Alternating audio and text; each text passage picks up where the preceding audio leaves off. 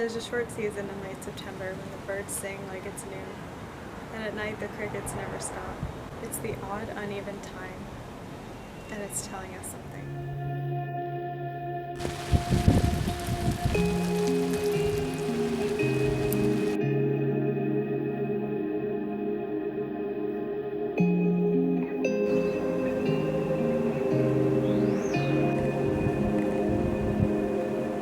Here in New York, the crickets who weren't here all summer come into the early morning as if they know this seasonal interval won't last long.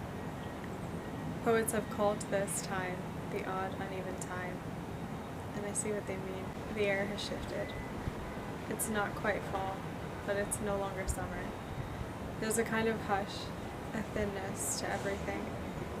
I've been noticing small things, like how the birds still chirp loudly at 7 p.m., as if the sun hasn't told them it's getting late, and how the crickets, they only come alive for a few weeks each year, then disappear without warning.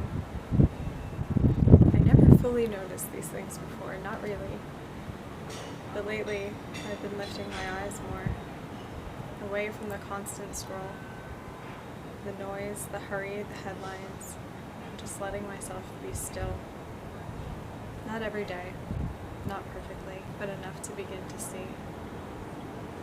Years ago, I read a poem that simply said, "Look up, love, listen." And I never forgot those words, because even though they're simple, they hold a kind of invitation to behold. When I started reading the Bible, I kept seeing another invitation repeated by Jesus. Come and see. It shows up when he calls his disciples, when he invites them to follow. It's a beckoning, not forced, but offered. Come and see. Behold the mystery. Behold what's real. Not just the surface of the water, but the depths beneath. Not just the birds or the crickets, the God who made them. Because even in these little things, I know creation is echoing something eternal. There's another verse that says, "I lift my eyes up to the hills, and where does my help come? My help comes from the Lord, who made heaven and earth."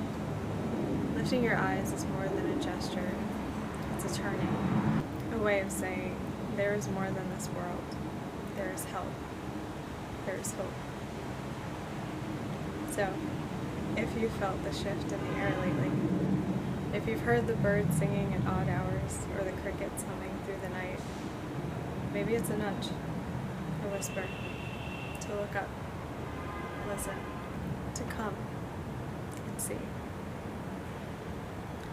And if you have lifted your eyes lately, what did you see?